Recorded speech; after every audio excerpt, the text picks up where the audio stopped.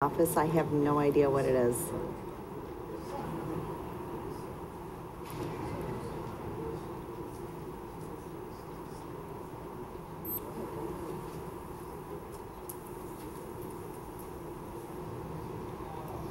I can't remember what it is. You're here. Yeah, it's always fluctuating. Mike asked if Rock Run could be moved up after Plainfield Road because that's his, and I said I would ask you. Okay, so where's that on the agenda? It's, so we would do this tabling first. Well, we'll do all of this normal. The tabling, that one's withdrawn. And that's him already, so he would be the first one up. Okay. And then he said he's Rock Run as well, so he wondered if he could move that one up. Yeah. We'll go back to V6. And of course, that's withdrawn, and that's withdrawn. And they did get memo, everyone got memos of withdrawn. A8, and then of course A10 at the top.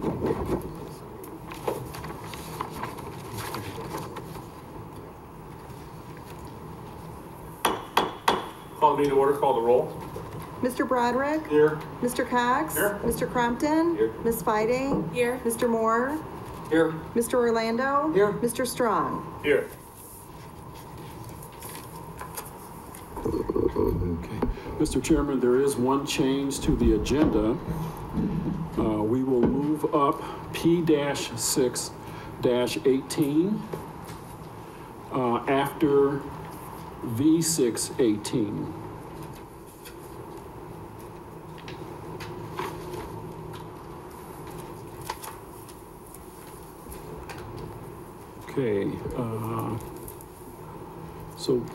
Okay, so first we'll have approval of the minutes. Do we have a motion for approval? Motion. And a second?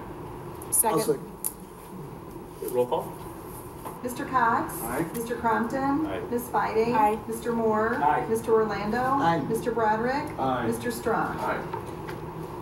Thank you. Our next item is citizens to be heard on agenda items.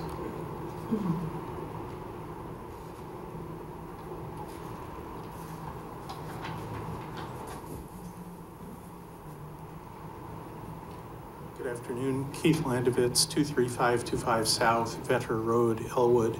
I understand that A618 is to be tabled. I just want to confirm that. I did have some comments concerning that.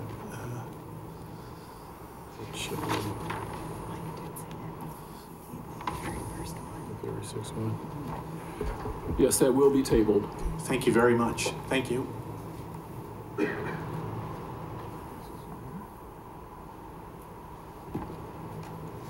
Any other citizens to be heard? Okay, next item on our agenda is old business, public hearing. There are no items. The second item is old business, no public hearing. And the first item under that agenda item is A-6-18. There is a request for a tabling. Very good. A motion's in order to table A-6-18. I'll make a motion. Second. Call the roll. Mr. Crumpton? Aye. Ms. Fiding? Aye. Mr. Moore? Aye. Mr. Orlando? Aye. Mr. Broderick? Aye. Mr. Cox? Aye. Mr. Strong? Aye. Next item, please. The next item on the agenda is A-10-18. And the applicant in this matter has requested that the proposed annexation of 197 acres located at the northeast corner of Schweitzer Road and South Chicago Street be withdrawn at this time. Very well. Okay, our next item is V6-18, and that is the vacation of 0.03 acres, which is a 0.03 acre unused portion of an alley adjacent to 812 Plainfield Road. The applicant in this matter is LaRose Investments, LLC, Status of the applicant is the owner of 2 of the adjacent parcels. Their requested action in this matter is vacation of an unused portion of a public alley.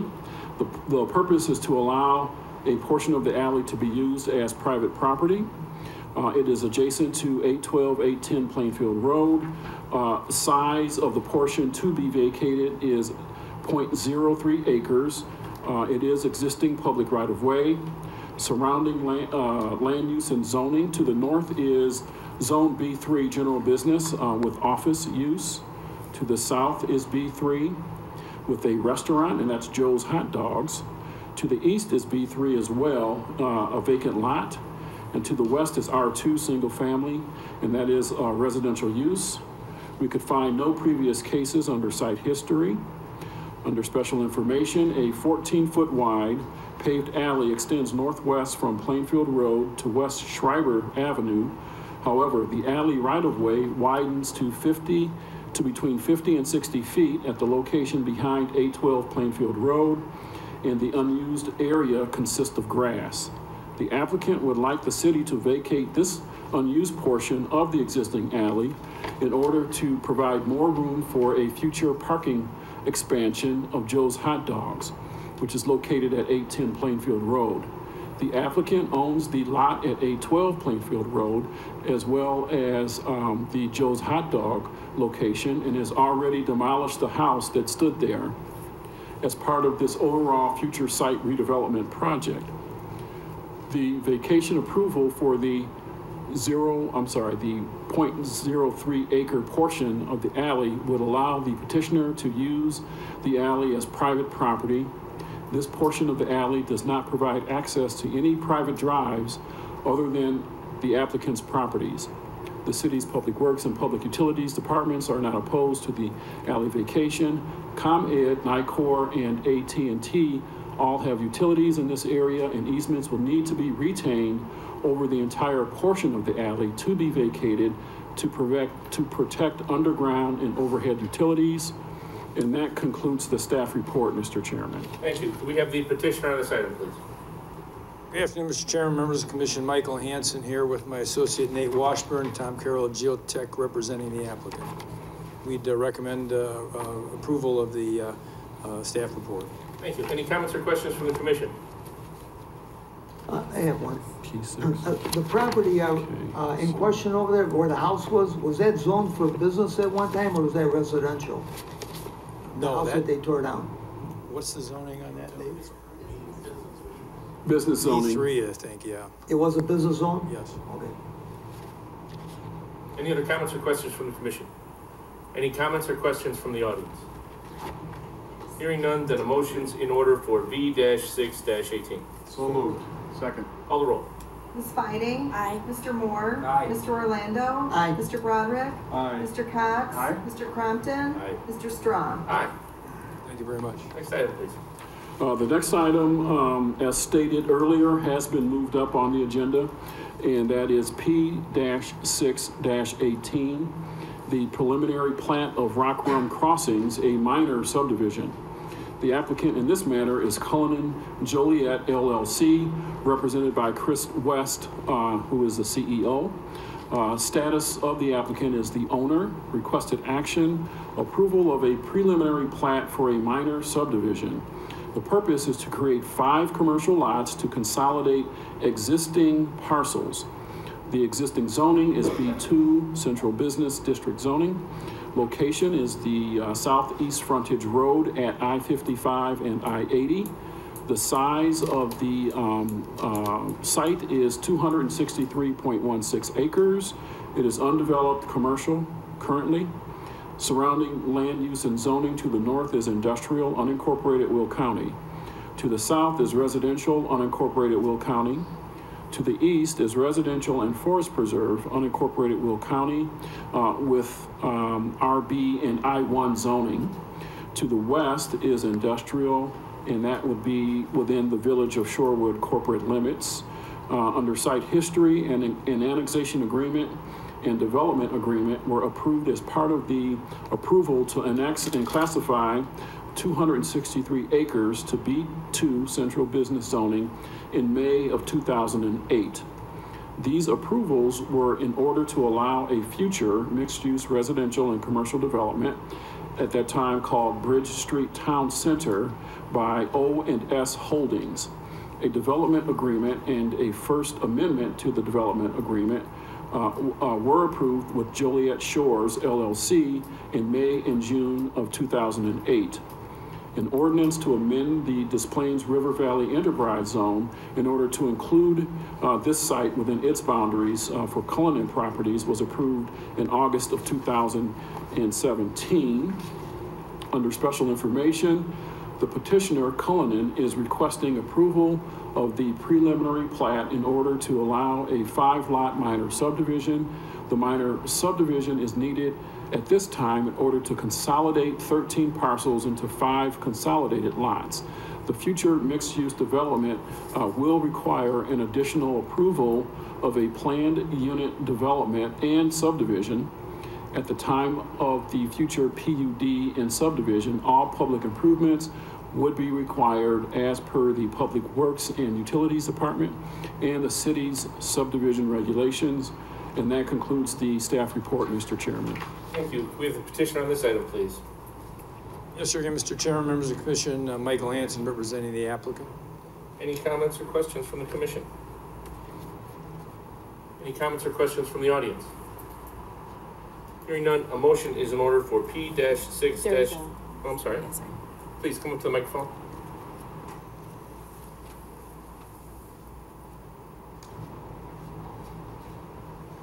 State your name for the record, please. Fred Butala. We're a resident on Rock Run Drive. Just want to clarify the plans as far as how the development is done is completely independent of this, correct? That is correct. So they will need to come back in the future with a what's called a PUD and subdivision. This is a separate but somewhat related action, but it doesn't really cause or create any of the future buildings or roadways or anything like that. Okay, all right, thank you. Thank you. Any other comments or questions from the audience? Hearing none, a motion's in order for P-6-18. So moved. Second. Call the roll. Mr. Moore? Aye. Mr. Orlando? Aye. Mr. Broderick? Aye. Mr. Cox? Aye. Mr. Crompton? Aye. Ms. Fide? Aye. Mr. Strong? Aye. Next item, please. The next item on our agenda is SRV-2-18, and that is a waiver of the required public improvements for street lighting along McDonough Street at the Water's Edge subdivision. The applicant in this matter is the Housing Authority of Joliet. They are also the owner of the adjacent development. Requested action, a waiver from required public improvements. The purpose is relief from the requirement to provide escrow funds for the future construction of major arterial streetlights. Location is 151 through 169 West McDonough Street. The size is 315 linear feet. Existing land use is residential development. The existing zoning is R5, and that is high-density multifamily residential zoning. Surrounding land use and zoning to the north is R5 residential. To the south is R2, single-family residential. To the east is R2, single-family residential. And to the west is I1, light industrial and vacant land. Under site history, Water's Edge is a mixed-density residential subdivision that the city permitted as a planned unit development in March of 2016. The development completely replaced the former Des Plaines Gardens public housing development, which was built in the 1950s. The planned unit development resulted in 21 single-family detached units, 32 duplex units located in 16 buildings, and 15 triplex units located in 5 buildings. There are 2 stormwater detention lots along the west end of the site. A development office / clubhouse for residents is located on lot 70 in the vicinity of the ponds. The Water's Edge development was completed in 2017, and the Joliet Housing Authority retains control over the site. As part of the public improvements for the Water's Edge subdivision, the Housing Authority installed residential streetlights along both their internal roadways and perimeter streets, and that's Des Plaines, Water, and Wallace streets. However, the Housing Authority has requested a waiver from the city's required public improvements for street lighting along McDonough Street. Under special information, the Public Works Department has reviewed the waiver request. Public streetlights are a required public improvement for development in the city as per the city's subdivision regulations. The city of Joliet requested $24,000 for the future construction of major arterial streetlights along McDonough Street as part of the public improvements associated with the development of Water's Edge subdivision. McDonough Street is a state highway, and the state typically does not allow a few streetlights to be installed by a developer until there is a complete roadway streetlight project proposed by the city over a substantial section of the roadway.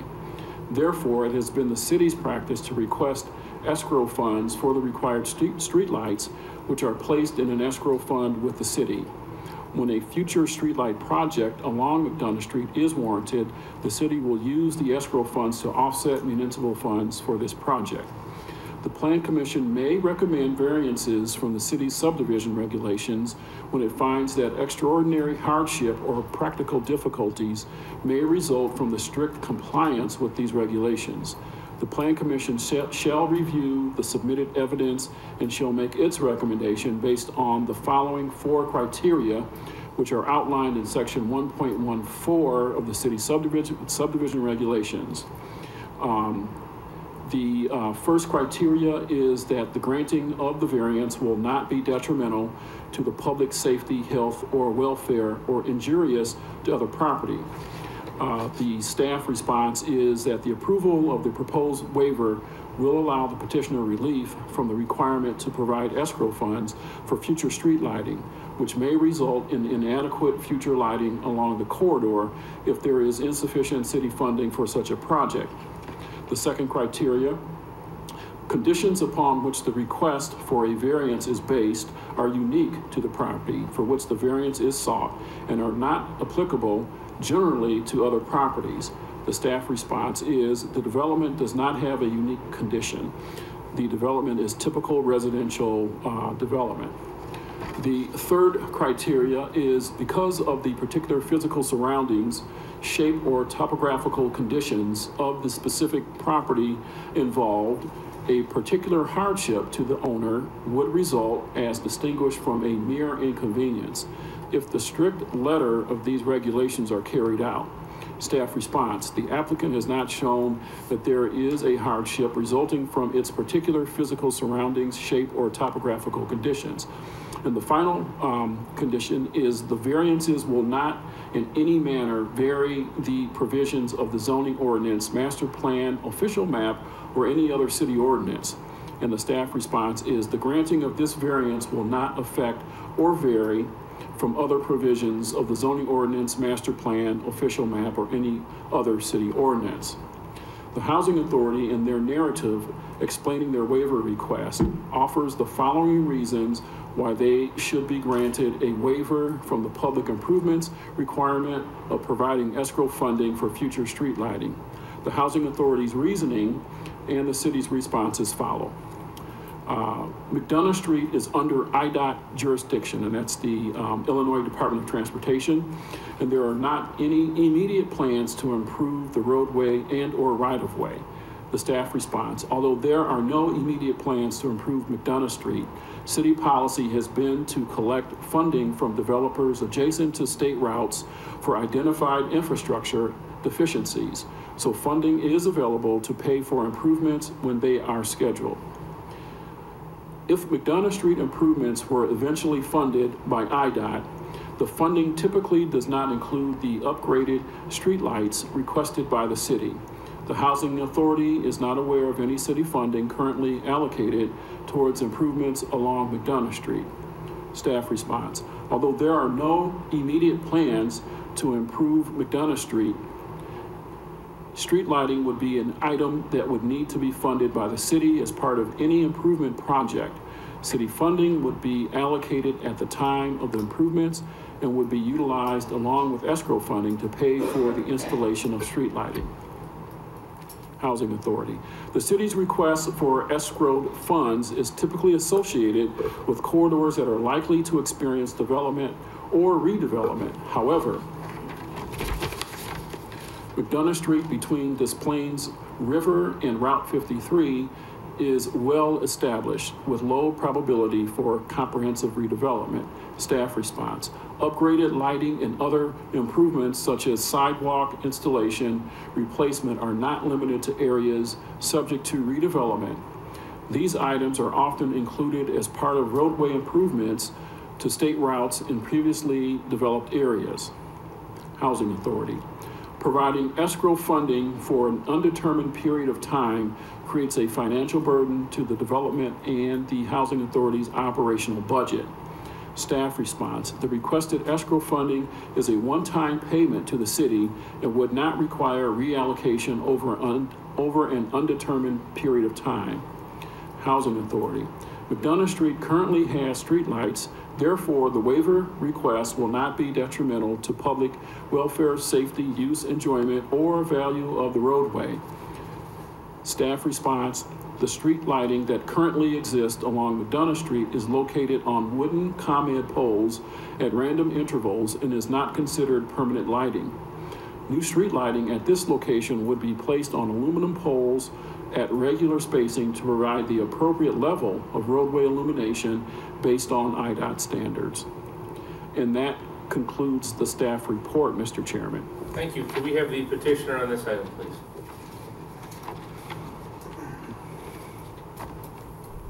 Good afternoon, John Chow with the Housing Authority, Joliet.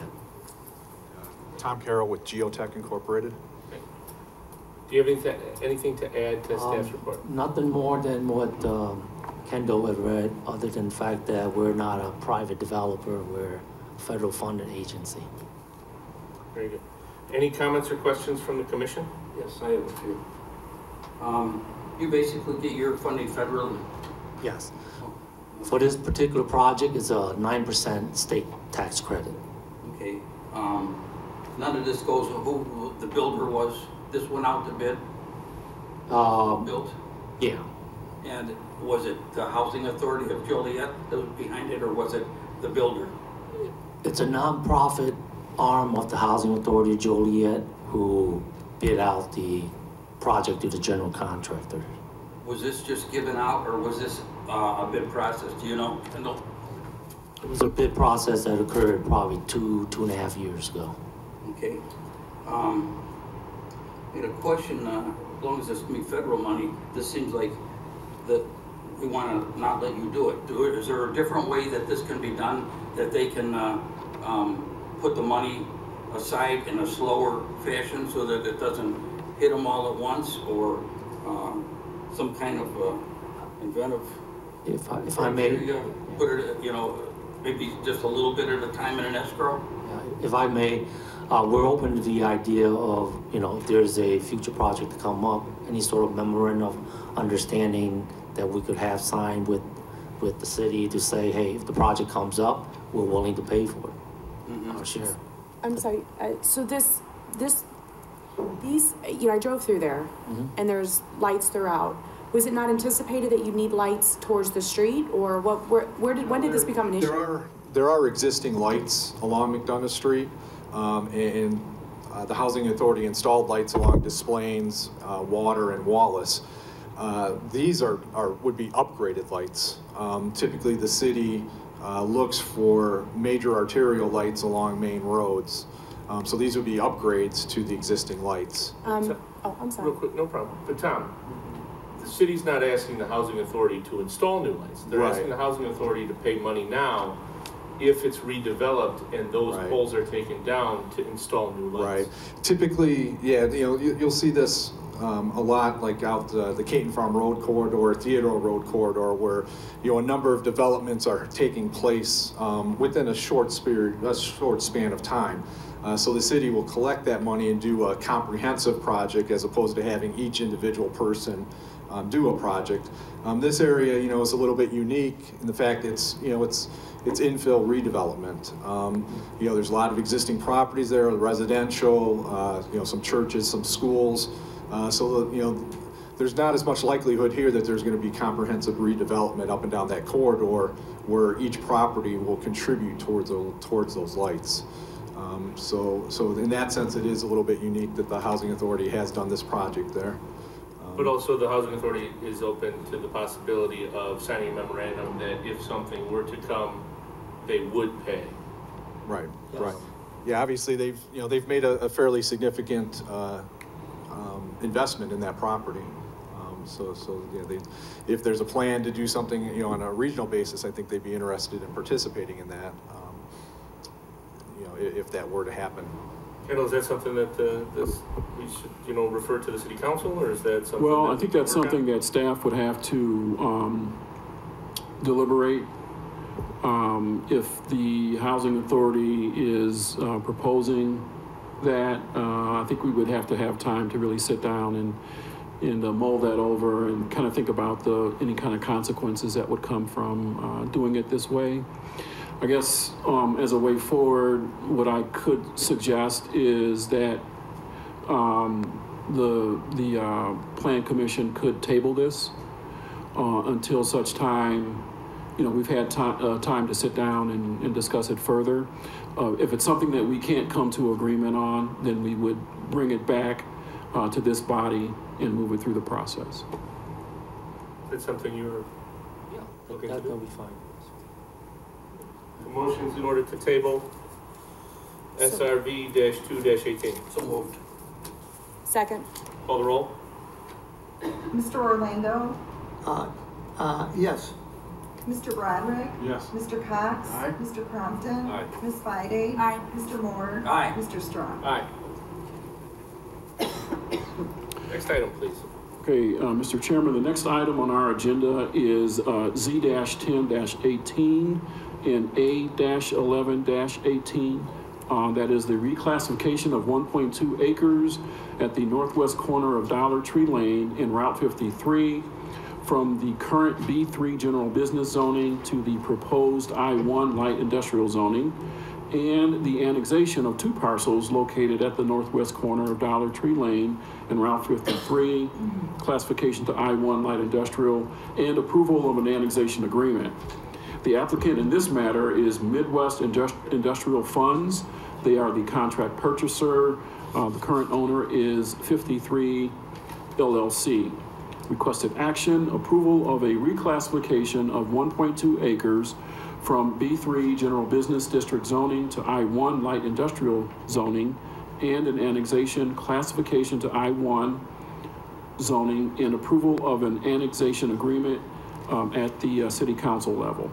The purpose is to market the properties for a future light industrial use in the city of Joliet. Location, northwest corner of Dollar Tree Lane and Route 53. Size is 15.41 acres. Existing land use, there is a single family house, accessory outbuilding, a billboard, and a telecommunications tower. Surrounding land use and zoning to the north is A-1, and that is unincorporated Will County agricultural zoning. To the south is I-1 light industrial and agricultural use. To the east is I-1 light industrial, A-1 unincorporated Will County agricultural zoning with residential and agricultural use. To the west is I-1 light industry with warehousing. Under site history, the parcel was annexed in Zone B3 on June 16th of 1998. The B3 zoning consists of 1.2 acres directly at the northwest corner of the present-day Dollar Tree Lane in Route 53. The purpose of this annexation was to allow the construction of a 672 square foot billboard, which continues to exist at this location. Under special information, Midwest Industrial Funds is the contract purchaser and is requesting the rezoning of 1 parcel and the annexation of 2 parcels at the northwest corner of Dollar Tree Lane in Route 53. The approval of the rezoning and annexation annexation agreement and zoning classification will allow these properties to be marketed for a future industrial use in the city of Joliet. At this time, Midwest Industrial Funds seeks to develop a 187,000 square foot plus warehouse. A conceptual site plan is attached. The intended user is not known at this time. The proposed I-1 zoning request is consistent with the surrounding land use and zoning as shown on the zoning map 2515 South Chicago Street includes a single-family house and agricultural land to the rear. The separate parcel includes a pole barn, 2 telecommunications towers, and agricultural land to the rear. City zoning requires a special use permit for the telecommunications towers, the details of which will be further defined as part of the annexation agreement. As noted in the site history, the first parcel includes a 672 square foot billboard. The conceptual site plan for the proposed development maintains the billboard and telecommunication towers at their respective locations. City water and sewer in this area as shown on the water map and sewer map. The properties will be required to connect to city water and sewer at the time of development of the property. The property owner is financially responsible for bringing water and sewer to the properties and connecting the properties to the utility lines. The properties will be subject to tap-on fees. These details will be further defined as part of the annexation agreement.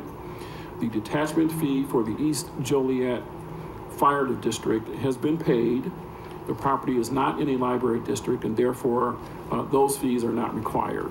And that concludes the staff report, Mr. Chairman. Thank you. Could we have the petitioner on this item, please? Good afternoon, Tom Osterberger at 111 North Ottawa Street. I'm the attorney for the petitioner. Here today is Pat Shaner from Midwest Industrial. Here to answer any questions. I think Kendall was spot on. I don't think there's much to add. Thank you. Any comments or questions from the commission?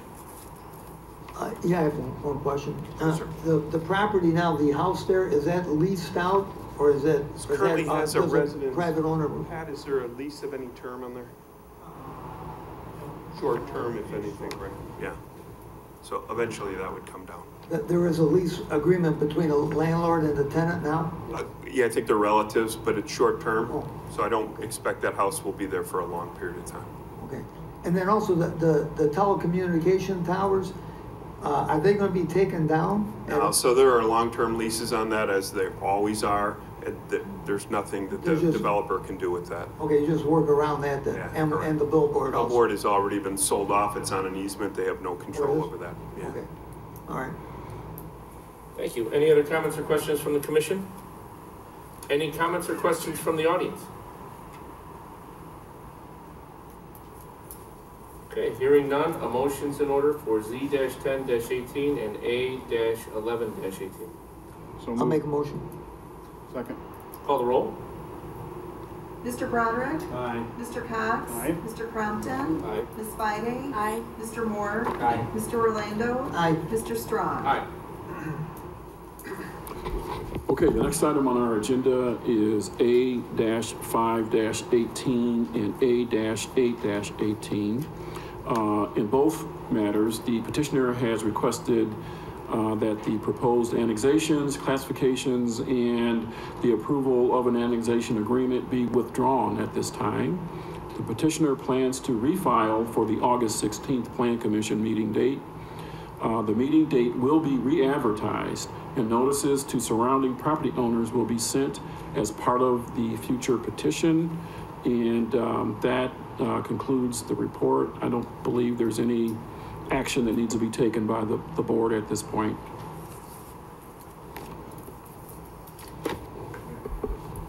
Next item on the agenda is FP-6-18, and that is, I did, Cherry Hill. You flipped it, it's right Oh, there. sorry, I had it.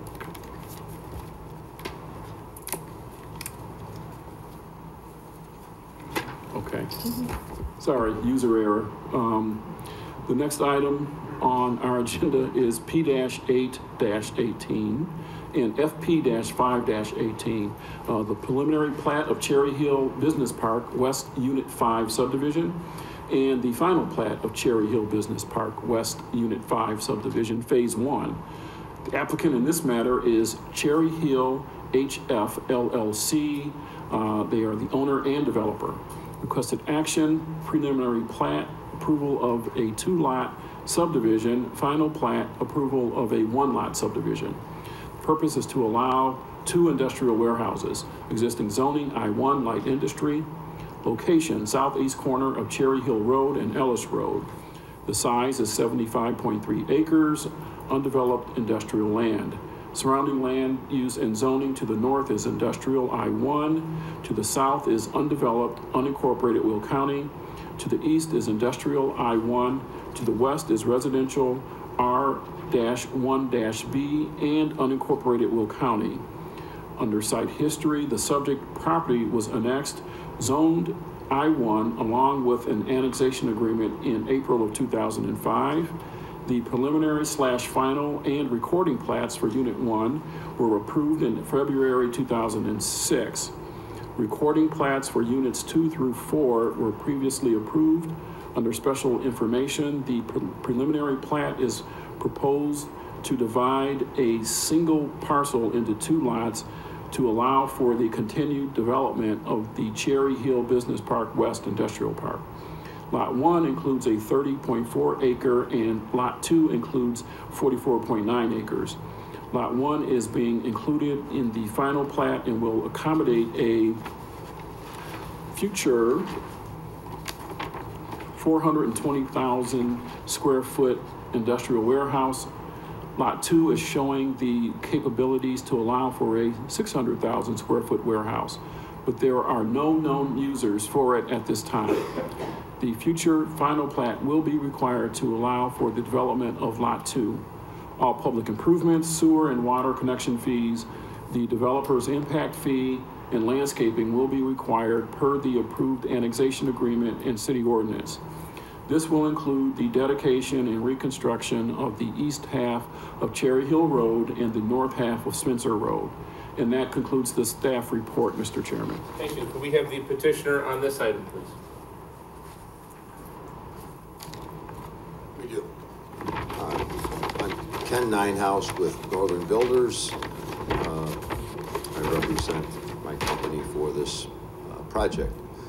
As Mr. Kendall has markedly said before, we've owned this property since 2005 and have marketed vehemently over those years, and we are pleased today that we finally have a deal on the north portion of this property, and we will be proceeding with that building. We're preparing the plans as we speak for Cherry Hill Road and for the building. Very good. Do we have any comments or questions from the commission? Do we have an idea of truck traffic? If you have a I do not. build already? I do not. I would say it would be consistent with the other industrial buildings in the area.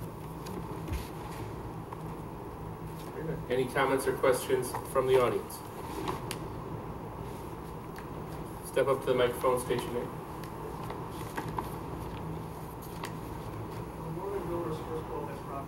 We can't hear you. It's got to be on public record. Please state your name and. My name is Anthony Wharf. I live at 1201 Cherry Hill Road. When Northern Builders first bought that property and they put in, on the maps out, Ellis Road up there, we were flat lied to by Northern Builders. We were told that Ellis Road coming out onto Cherry Hill would have no truck traffic, that would be only for cars and emergency vehicles only. To find out when they put it in, it is the main truck entrance in the middle of a residential area. Okay, that's one lie that we were told to by them. Now they want to build, now they want to put these buildings all the way up to the street and put the green space on the backside of it. When initially it was supposed to be, we were told anything that went there would be the other way around. They want the main truck traffic to come off of Cherry Hill into those spaces in the middle of this residential area. Gallagher Road is a main artery there. We don't need any truck traffic coming down there. They can come down Gallagher Road to Ellis and enter there, but Northern Builders doesn't want to give up any of their property. They'd rather take ours to put a access road through the backside of that. In other words, they would make less money. It's easier just to screw us. And as far as him talking about the truck traffic, you can talk to anybody who lived there. When Centrella, before they went bankrupt, we dealt with trucks parked running all night long, parked there. You know, it's trying to sleep when you have 50 trucks in front of your house all sitting there idling all night long. That's the kind of dealing we're going to have to deal with down Cherry Hill when they add this on there. So you live on South Cherry Hill? Yes, I do. The west yes. of the proposed site? Yes. Also, Northern Builders wants more access, so my house has what they're calling easement, which I'm debating that because my survey says something a little different. But they want to, rather than to, like I said, use some of their own property, they're going to put a road between two houses, which is going to put a truck entrance 50 feet from my bedroom window. Now I'm going to have to listen to trucks right outside my bedroom window running all night long because they don't want to use up any of their property to put access roads in any other place. It's easier, like I said, to take my property and not have to pay for it than for them to lose a little bit of their profits doing this. And like I said, anybody who would have been down there when Centrella, before they went bankrupt, and saw how many trucks were down there running all night long, there's no way that any of you people would let this go through. Quick question. Sure. You mean that they want to have an access point onto Cherry Hill Road, and that's a lining between some houses? You're not... Right, absolutely. Okay. Well, I mean, it's different when you said they're going to put a road in between two houses. They are, between two houses. There's two houses, the very first two. There's 1201 Cherry Hill Road, and the house next to it, which is actually owned by Trinity, has a Mill Road address. They're putting a road for access between another one, which doesn't even line up with Ellis, and they want to put that through there. If you look on your public planning, it's on there. That entrance is on there. On the east side? On the north side of my house. But what I'm saying is that they're accessing Cherry Hill Road from their property. No, from mine. They want to do it from mine. Right. I'm just not understanding what you're saying. Well, let's give Northern a chance to answer some of this. Yes, please, step up to the microphone. We are... The agreement from 2005 in the planning of all of this property was for Cherry Hill Road to be improved from the older country road to a 4-lane road and be improved in conjunction by Northern Builders and Joliet to be able to service the traffic and modern vehicles for everything in that area, primarily the commercial, industrial, and in residential would receive the benefit from it because there's no cost to the benefit to that. We are dedicating 50 feet of our property to the city of Joliet to increase the right-of-way for the road construction. So there's absolutely no validity to Northern stepping on anyone else's property. We are donating our property, and then as that becomes public property, we wish to utilize that property that we are improving the road on. That's been the master plan since 2005 that I'm aware of. Unfortunately, I wasn't here in 2005, so I can't respond to these other things, but I can tell you we're donating the property and we're improving the property for the new roadway systems, and we're in addition improving part of the west side of it, which is currently city planned for later on for future development at our expense. And presently, I believe that that's where the other lanes will come in. So we're actually building the roadway to the east, not to the west, at this time per the plans. It is shifting west. So just to be clear, So this project is sitting on the southeast corner of Ellis and South Cherry Hill Road. That is correct, sir. There will be access from Ellis and from Cherry Hill Road. That is correct. Okay, you are going to donate an easement 50 feet wide, the length of your project, to improve Cherry Hill Road. For all of Cherry Hill Road. Okay, right. All which of is Cherry pretty Hill much, Road. And the intention is to improve all of Cherry Hill Road at our expense and donating our property. okay. What type of berming will there be on the frontage of Cherry Hill, or there won't be any? We are working with our landscape architects and engineers at this time to put in the maximum amount of berming on that property. We were told that it could be up to a 3-to-1 ratio. It is 56 feet wide, and that will be heavily screened to everyone's satisfaction. What type of, it's 7 to 7, is it not, Kendall? Hours of operation in these types of facilities? Well, your user on lot 1, is there any indication of? I do not know. I would think that would be something that would be discussed at a business license. I don't know that. I honestly don't at this time. Okay. But, you know, we're certainly willing to work with Northern Builders. I don't know about anything in the past, and I'm not going to address that. But we try and be good stewards. We have many satisfied clients. We work in many, many communities. You know, we've built a number of facilities here. We built a number of new Lennox. We build everywhere, and it's our goal as a company to try and work with the community.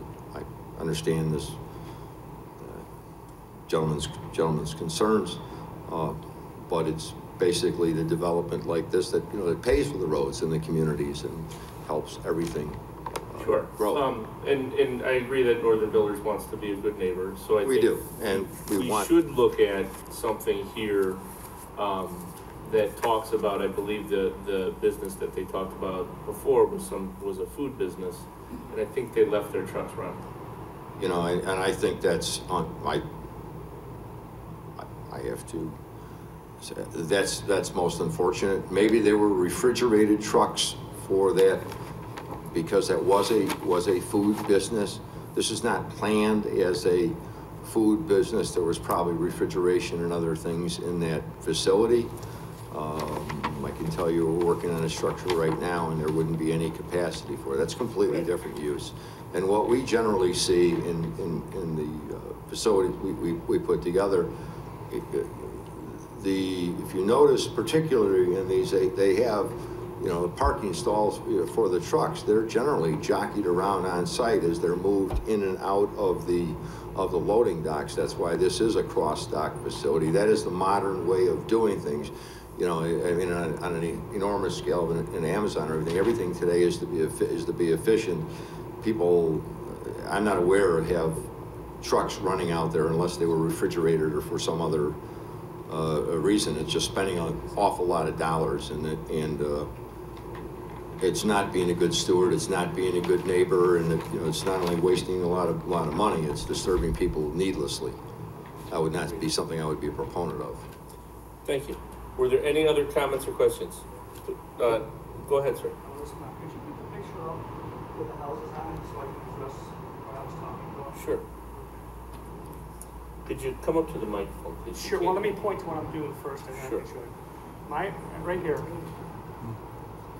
Second house is mine. The top house in the corner is owned by Trinity. But if you look at that little, see how they have Mill Road curve and the line going through there? That's the road that they want to put in there so they can get trucks coming off of Mill Road through my yard into this business park. So that's what I'm talking about. It is going through there, and if you look on your city planning, they did put it on, it is on your city planning. So what he said was not the truth. They are planning on taking that road, that property of mine, to put an easement through there, put a road through there. Okay?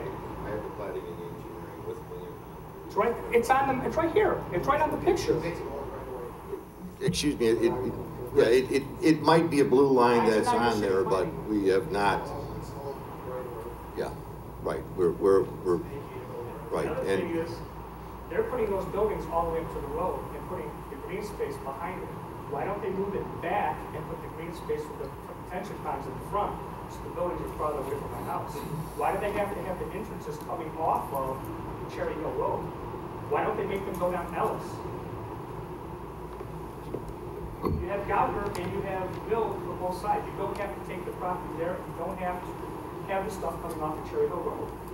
If he puts a road through, they don't want to give up their property, but through the back side of that, put a road on the back side of that, they can come in off of Ellis and go in the back side, and they can access that way. They don't have to come in off the residential area. Oh, by the way, there is a school on the corner too. I mean, do you guys want your kids with all that truck traffic coming in front of your school? Or kindergartens? I mean, really? Thank you. Next question.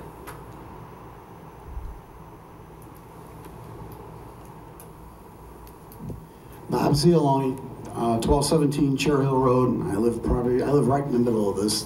What's going on? What Anthony said is pretty much true. The truck traffic is phenomenal. Picking up stuff all the time from them. The truck, it's one of those things that it's here, it's going to happen. So are they going to be respectful for us? You know, I assume most of you are homeowners. We're homeowners. We're just watching our values. You know, we took the hit in 2008, and we're still trying to recover from that. And this is just going to just blast us. My whole thing is the same as Anthony said. Put the detention ponds in the front, burn them up, make it where it's not hard to look at. My house is the only house on that street that its septic is in the front yard. Why? Because Will County told me that. This is my house. No trees. I can't put trees there because I go all the way out to the road with my septic field. This is what I look at right now, the old Andrew Corporation, and now it's Comstock or something else. They want to put between that road and my house, they want to put that. So I'll look at this. I'll probably be, the way this is designed now, I'll probably be about 300 feet from my front porch to their wall. Docks on our side. If you drive around, look at the docks, there's lights on them all the time, flashing and everything else. So if you're gonna come to the town and come to our neighborhood, push it back as far as you can, burn it up, cover it up, do the best you can for us. We're the ones taking the hit because they're gonna make money. Right now, our property values are dropping. They're gonna drop. Do you wanna live where we live? You know, we built our dream home. This is the house we wanted to put there. And everybody told me I was crazy to go to the east side of Joliet. And I said, no, there's some nice houses going there. Looks like the Joliet's trying to bring that part of town back up. I didn't realize that after we owned the property and built, that this used to be a cornfield is now an industrial. And we're concerned about the property behind us, which he mentioned. So what's gonna happen to our property? All I can say is, if you support the growth of this northern builders, then buy us all out and go all the way to Briggs. Be industrial, but don't make it where we're stuck living here and you immediately are gonna make us upside down on our properties. Would you want to live in my house? Are you in the city of Joliet? No, and that's another thing too. So we don't even have, before we bought the property in 2003, we built in 2004 and moved in at 5. Our property is that unincorporated portion for whatever reason, the people who lived there before. It was supposed to be better for taxes, which I could argue that point. My property values have never recovered and they're going down, but our Will County taxes just keep going up. So I'm not sure what's going to happen. Our plan was to live here, enjoy it, and then one day move to retire. And we were kind of counting on that money to get out of it. And we love the house, and we're pretty proud of what it looks like. We take care of it, and we even cut that empty lot between us. We take care of that too. And this is going to be right there. So I'm hoping that you're all welcome to come and stand on my front porch and look and see what this is going to be, and just ask yourself, do you want to look at that? I just hope that's why if they at least push it around, flip it around, push the thing all the way to the east side, give us the retention ponds, give us the berms, give us what they have to do, and really not use the truck traffic on that road. Because it looks, on what they showed before, it looks like they put their parking on the north side of the building, and everything else on the east and west are docks. So, I mean, I'm trying to read this and understand it because I'm not an engineer, but I'm trying to figure this out. And, you know, that's really all I have to say. I think he covered pretty much all of it, and this is just an emotional thing right now because, you know, this is our dream house, and we thought we were doing really good and going to help an area grow that. I'm originally from Lockport, and when my banker said, "You really want to buy a piece of property on the east side of Joliet?" I went, "Well, we drove around there. They're trying to make a comeback. Let's help them." And then next thing I know, my farm and bean fields are now going to be walls of flashing lights. So, and again, if you guys want to make me an offer, we can talk. Okay. One more question?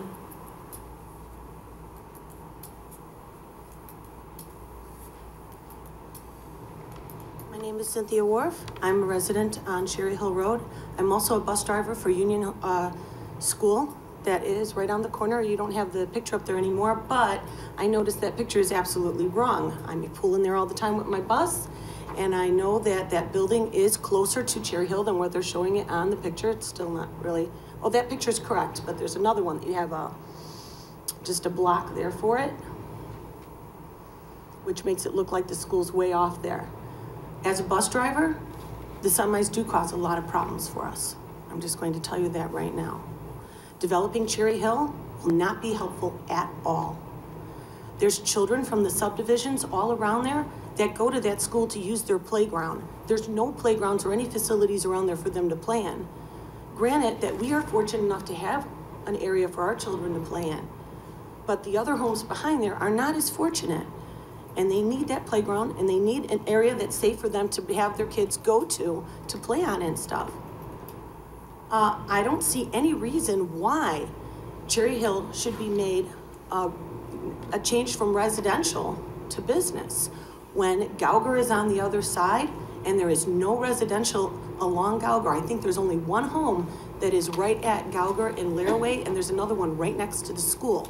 The rest of it is not residential. There's no residential, so there's no reason why they can't make Gauger a 4-lane highway. Also, Spencer, which also aligns their business park there, there's only one residential along there. The other one is a ranch that they, actually I've reported them several times because they think they're doing illegal things there. But, and there's no residential from Cherry Hill on Spencer all the way to Nelson. Oh, no, two on the one side. But I mean, it's not like a bunch of homes, and those homes are farther away from the street than ours. There's a lot of trucks that need to go down Nelson to go to Jewel, or Nelson to go the other way to go to Burcott's, or they can go up and down Gauger. There's also room around Gauger and I-80 if they wanted to go ahead and, you know, put ramps going down there. But let us not forget that they go ahead and they describe themselves as Cherry Hill Business Park of New Lenox, not Joliet. So why are they wanting to encroach all on Joliet property and make our residential area a nightmare? And as he said, there have been trucks, not only from Central. Now we're dealing with the trucks from the air conditioning, the refrigeration building. And those trucks, they sit on that Mill Road. Well, it's actually Cherry Hill right there at that point. They sit on Cherry Hill waiting for that building to open, just letting those trucks run because they have to, because of refrigeration. But we get to hear it. I had to buy white noise machines so that my children could stay asleep. I have a child that has a disability. How is that going to work when they decide that they're going to go ahead and continue with Ellis through my property so that this way they don't have to have the bend and mill? They're still going to have a bend because if you look at the road when they go to put it through, they put mill straight through. They're not really putting it straight. It will not make Ellis straight. And there's no reason for all that traffic to even go down Mill to Briggs, because there again, you've got all this residential. Why are we trying to force everyone, all these trucks to come up? And you know how compact that area is on Briggs. Come up on Briggs, go down Mill, and then go down Cherry Hill. All these are very residential areas. when they are wide open over there on the other side. I think a lot of this has to do with their mayor over there. And I do not know why, for a long time, they did not put a light up on Ellis and Gauger Road. It's very difficult for the trucks to get in and out of there. So now what they're trying to do is they're trying to cut around the school and everything. And like I said, it does cause a very dangerous situation for children.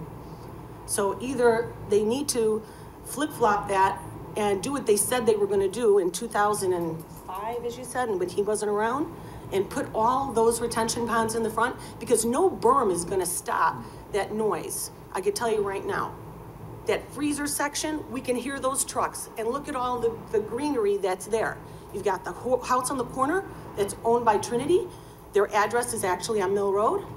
And then you got our house, which is the next one. And they're planning on putting the road right through the middle? Are they planning on buying Trinity out? What about all those people in there?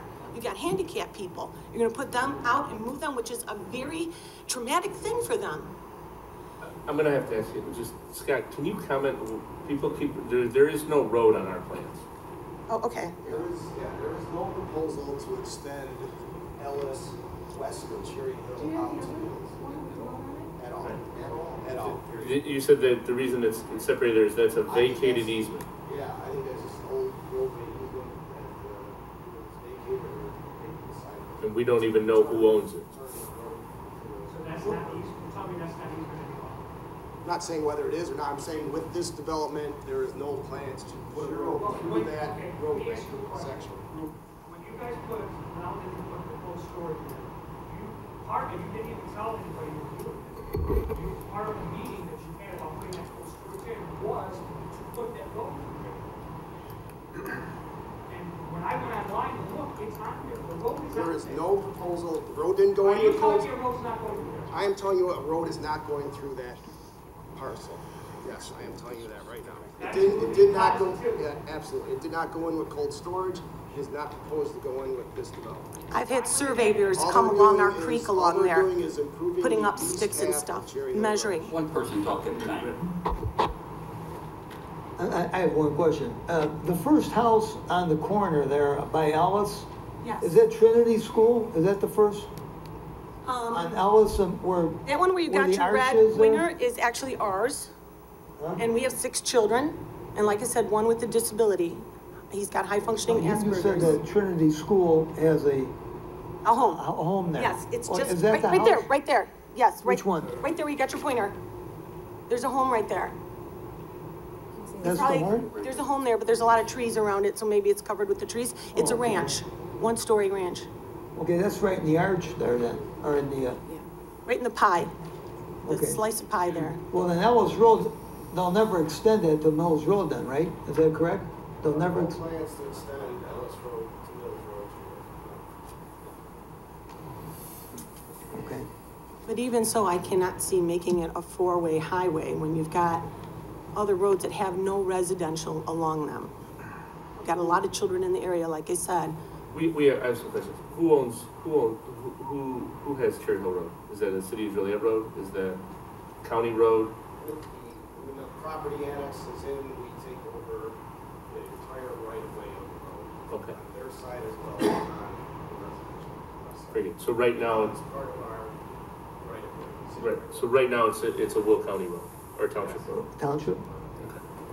Property on the west side will remain out of the city, but the actual road right of way becomes ours, both sides. Okay. Great. Any other comments or questions from the commission? Any other comments or questions from the audience? There was one other thing that I was going to bring up, and I guess I'd like to ask the developers is why aren't they using Spencer when there's nothing there? Or why aren't they having the trucks all come out onto Gauger? There are so many issues at Spencer. There are floodplain issues, there are many issues there. It's not easy. Well, I've lived there since before they decided to put this in, and I can tell you the only floodplain is right by, that they're causing is right by us. This has been there for 100 years, I'm not causing any flood. This is eventually when they put in the freezer building, they went ahead and they put a massive pipe right in front of my house in the ditch. And all the water that overflows from that freezer area comes through that pipe and totally floods it all, floods across our drives, probably a good foot. You can surf from there all the way down to the school on our side of the road. And I don't understand why they put the water on our side from their land. Who's they? That's probably Northern Builders. That's probably the swale. It's so. The cold storage site drains into a detention basin on that site. That detention basin is restricted and discharges across Cherry Hill Mills and Into the swale. So south to the channel. Go ahead, Spencer. So when Cherry Hill is redeveloped, a storm sewer would have to be put in. And the storm sewer will go where? I believe the storm sewer is going to route into their site through their detention basins. No, I mean, where is it going to tie into? Spencer, or where's the Cherry Hill? There's a channel at the southeast corner of their site that crosses under Spencer Road. That's where the site and the road is going to try to discharge. So by improving Cherry Hill Road, you're going to stop all rainwater discharge to the swale on the west side of the road. You're going to capture it into a storm sewer and take it south. I don't want to say stop it because that water is coming from Joliet cold storage. Oh, northwest. Okay, I'm thinking it was to the northeast. I get you. But when the road is completed, that half of the road is going to go into the west half of the road will go into the storm sewer. Okay, I have another thing to say about that. 1 second. Go ahead. Yes, please. Step up to the microphone. Yeah.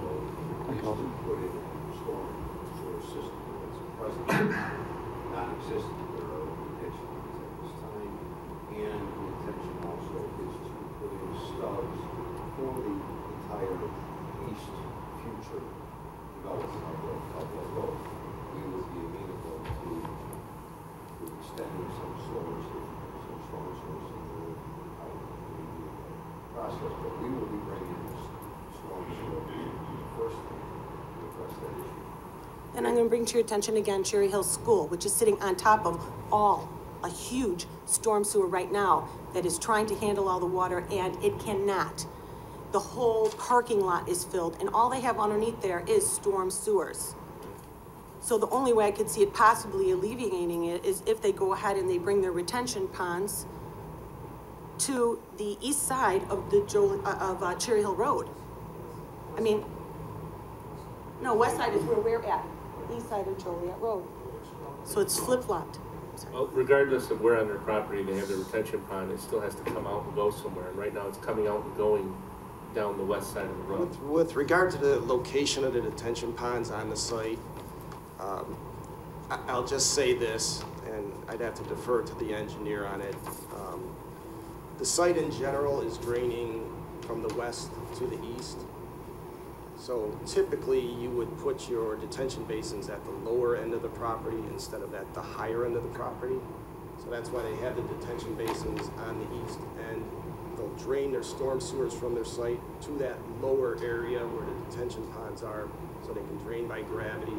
So they're not reconfiguring the entire site and moving all this earth and trying to change the direction it's naturally draining to. The drainage for the site is at the southeast corner of the site, basically, where the channel is. There's a big dual box culvert under Spencer Road. So that's where they're trying to get the water to discharge to. So from an earth moving standpoint and from the natural grade of the property, it's more appropriate to have the detention basins on the east side. Is it flat enough that you could manufacture it and reverse the kind of the natural drainage of the property and put the basin on the west side? Possibly, but it would be involving more earthwork for the site. If you look at the demographics right here, you can see already that the water is right here. That's where the water is. So if they put the retention ponds on this side, they could be collecting that water. That's where it's starting. They could be collecting that water from the cold storage and from the area that they're already gonna be building behind those if they put them there. Thank you for your comments. Are there any other comments or questions?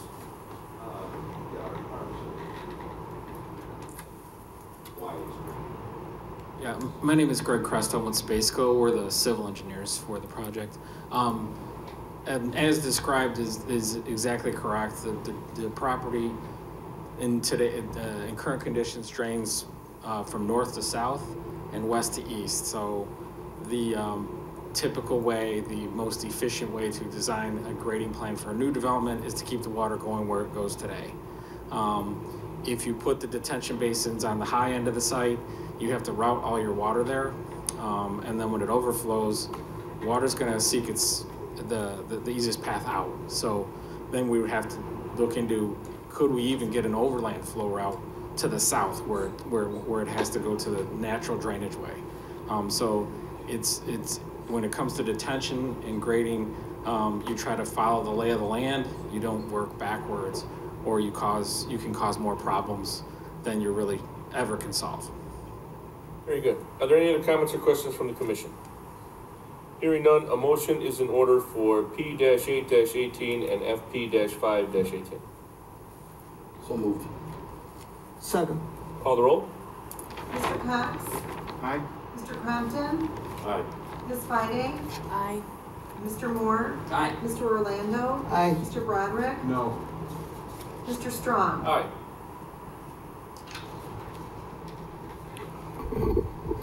Okay, this matter will be on the August 21st City Council meeting agenda. What's our next item? FP. Okay. Our next item is FP-6-18, and that is the final plat of Speedway Joliet Re-Subdivision, Unit 1. The applicant in this matter is Eric Nubling. He is the project designer. The owner of the property is Speedway LLC. Requested action, approval of a final plat of subdivision. The purpose is to allow for future Speedway Fueling Center. Existing zoning is B3, and that is general business. Location, 2121 South Chicago Street. Size is 8.2 acres. Currently undeveloped commercial. Surrounding land use and zoning to the north is commercial with the B3 zoning. To the south is residential and commercial, unincorporated Will County. To the east is industrial, I-1. To the west is undeveloped B3 zoning. Under site history, the north portion of the site was annexed and zoned B3 in 1998, and the remaining south portion was annexed and zoned B3 in October 2017.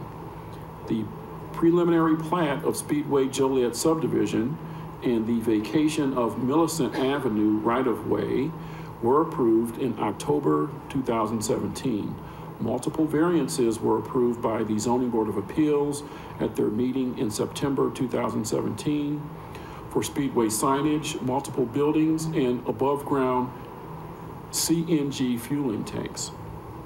A portion of Emerald Drive was dedicated and accepted by the city in February 2018. Under special information, approval of the proposed final plat for Unit 1 will allow for the future development of Lot 1 with a new Speedway Fueling Center. Unit 1 is a one-lot subdivision and includes the entire 8.2 acres. The Speedway Fueling Center proposal includes a one-story, 6,000 square foot building. The building will include a convenience store and cafe. The building material that is being proposed is brick, which complies with the city's design standards. There is a gas canopy along the front proposed for general sales and one in the back for truck fueling. Truck parking is also being proposed in the back, but will only be for short-term parking and not overnights.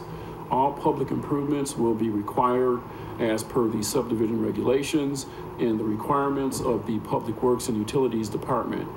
An extension of Emerald Drive is required to be installed by the developer. In addition, the curb cuts on Route 53 that are proposed would need to be approved by IDOT. City water and sewer is available and is adjacent to the property within the Chicago Street right-of-way. The new development will be required to pay sewer and water connection fees, East Side sewer treatment plant surcharge, racetrack recapture fees, and the developer impact fee. As of the writing of the staff report, minor revisions are needed to be submitted landscape plan in order to the submitted landscape plan in order to comply with the requirements of the city ordinance. And that concludes the staff report, Mr. Chairman. Thank you. Could we have the petitioner on this item, please? Good afternoon, Commissioners. My name is John Philipchuk. I'm the attorney representing Speedway. My offices are at 111 East Jefferson Avenue in Naperville. And we would ask that you would follow the recommendation of the staff and approve our final plat for the Speedway Joliet Re-Subdivision Unit 1. Thank you. Any comments or questions from the commission? I have one question. The entrances to the gas station, that's going to be just on 53, the enter and exit entrance? No, sir. As part of the development, you'll see Emerald Drive. So that will be a new extension, a new street that will go west from Route 53. That intersection is being improved by the Ryan companies as part of an EDP grant. You might recall that. And our main access will be off of Emerald Drive. Only the auto servicing area has a right-in, right-out throughout 53. Okay, there's not going to be no access road off of Laraway Road to get in back of the building? Eventually, you'll see at the top of the plat, there's a Marcella Avenue. It's currently not there, but the future is a planned extension of Marcella down to Laraway. So eventually, the Emerald Drive will extend to the west and will connect with Marcella, and that will allow the opening and the development of that property.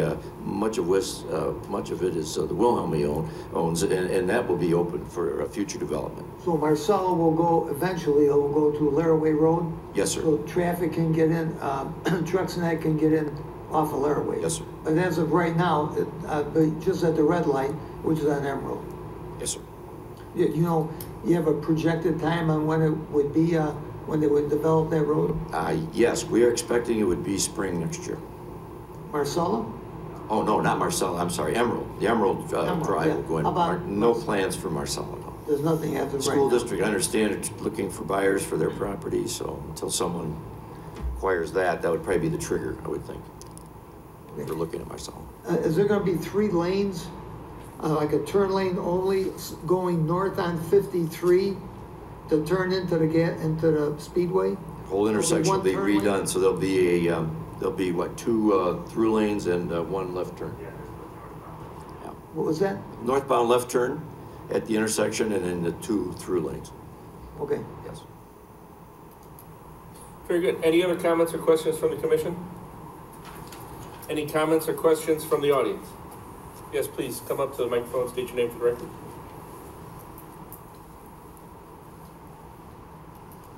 Good afternoon. My name is Niall Horan. I own the property just south of this proposed development by Speedway. We have a huge concern with safety coming if they intend to close Milliken Avenue right away. And we're bringing in 35 trucks a day in and out onto Route 53. If that right away closes, we will have no safe entrance or access onto Route 53. Thank you.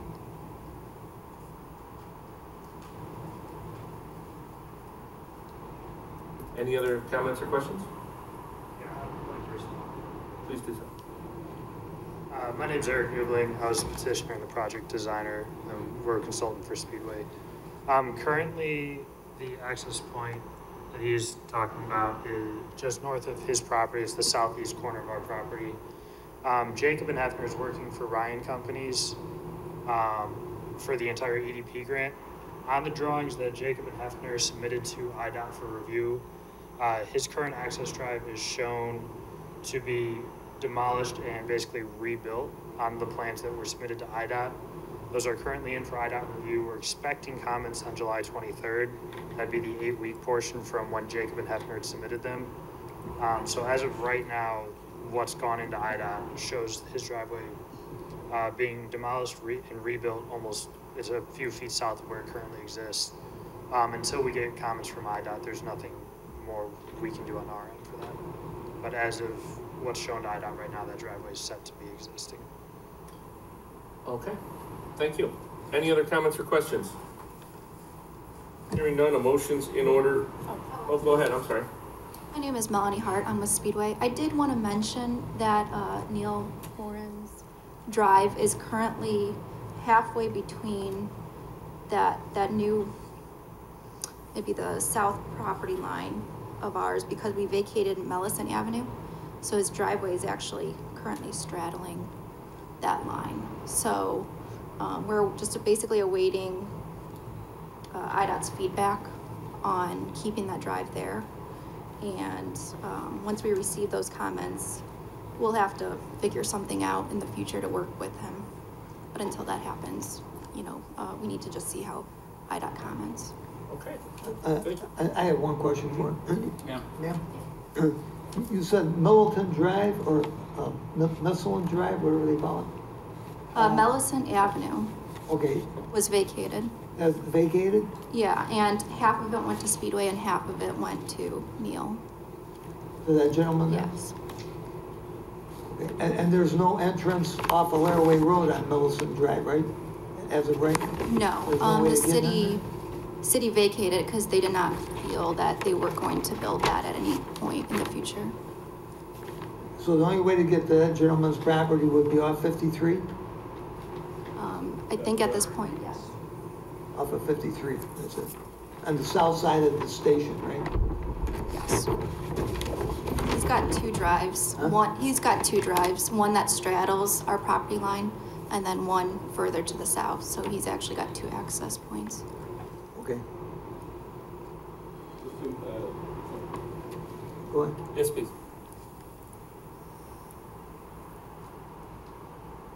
I would just like to make it clear that there is only one safe entrance and access from 53 into our property. Thank you. Any other comments or questions? Hearing none, a motion's in order for FP-6-18. So moved. Second. Call roll. Mr. Crompton? Aye. Ms. Feige? Aye. Mr. Moore? Aye. Mr. Orlando? Aye. Mr. Broderick? Aye. Mr. Cox? Aye. Mr. Strong? Aye. Okay, the next item on the agenda is new business, no public hearing. We have no items under that heading. The next item would be study session. And under the study session, we have M-1-18. And that is the review of a one-story house model for the Whisper Glen subdivision. The current builder is Meadowbrook Builders, Unit 1. The original builder was Phoenix Developers.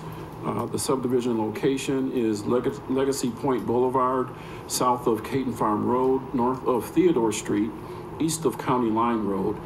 Their requested action would be approval of the one-story model in Whisper Glen Subdivision Unit 1. The size of the subdivision is 96 acres, and that comprises both Unit 1 and Unit 2. Existing land use is single-family homes as well as undeveloped residential property. Existing zoning is R2, single-family residential. Under site history, a preliminary plat of the 187-acre Drum Estates subdivision was approved in October 2004, and that comprised 542 lots. The original developer submitted a plan to develop the northern portion of the subdivision as Ashford Place subdivision and the southern half as Whisper Glen subdivision. In April 2005, the city approved the recording plat of Whisper Glen subdivision Unit 1 for 176 residential lots and 3 outlots. In December 2005, the city approved the recording plat of Ashford Place subdivision Unit 1 for 98 residential lots and 4 outlots. In May 2008, the city approved the recording plat for Ashford Place Unit 1A for 13 lots.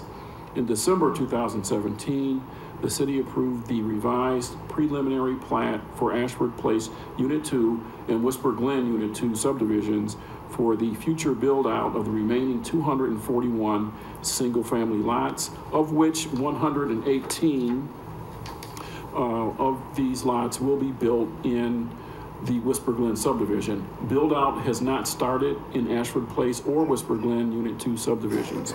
Under special information, Meadowbrook Builders is the current builder operating in Whisper Glen Unit 1, and they seek to introduce a one-story model called the Parkview into their model offerings for the Whisper Glen Unit 1 subdivision. City ordinance requires the developer builder to seek additional approvals from the city should any substantial changes be requested for elevations, landscaping, etc., in partially completed subdivisions. The introduction of a one-story model into this subdivision constitutes a substantial change, since all but one of the 108 homes in Whisper Glen Unit 1 that have been built or are currently in plan review are 2 stories in height. The Plan Commission endorsed a tri-level model in 2008 during a study session. This tri-level model appears as a single-family home from the street, and one of these models was built at 1702 Stanton Lane. And I think there is a picture there. Model floor plans and elevations from the Whisper Glen subdivision were approved with the original Drum Estates preliminary plan submittal and further refined by the Ashford Place Subdivision Unit 1 recording plat and Whisper Glen Subdivision Unit 1 recording plat. The following building requirements were part of these original approvals. Houses range from 1,550 square feet to 3,341 square feet of living area. Model descriptions, I believe, are attached in the report. All roof pitches will be at least 612, with gables having an 812 roof pitch. Larger lots along Legacy Point Boulevard will have living areas of 2,300 square feet or more, 812 roof pitches on the main body of the house. Rear elevations with a bump out with a which are 2 feet deep or larger, and a minimum of 2 windows on the second floor area rear elevation with shutters and grills on each. The one-story Parkview model offers 3 elevations, A, B, and C, and the master set, I believe, is being shown on the screen. Each elevation offers as an option varying levels of brick as well as 3-car garages. Staff has no concerns with a one-story model being introduced into the Whisper Glen subdivision. However, staff would suggest that approval of the Parkview model be conditioned on the builder amending the proposed elevations to the required roof pitches of the original approvals of the subdivision, which require all roofs to have at least a 612 pitch, with gables having an 812 pitch. Elevations B and C of the Parkview model show roof pitches that are less steep at 512, and Model A shows a gable roof pitch of 612. Of the 176 residential lots in Whisper Glen Unit 1, 68 lots remain vacant and are available for new homes. An additional 4 homes are under plan review with city staff, and 1 home is approved but not yet built. Future building within the Whisper Glen Unit 1 subdivision will continue to adhere to previously approved landscaping plans, anti-monotony ordinance, and minimum brick requirements, which requires at least 50% of the front elevations of 1/2 of the detached single-family dwelling units to be comprised of brick or stone. And that concludes the report, Mr. Chairman. Thank you. Can we have the petitioner on this item, please?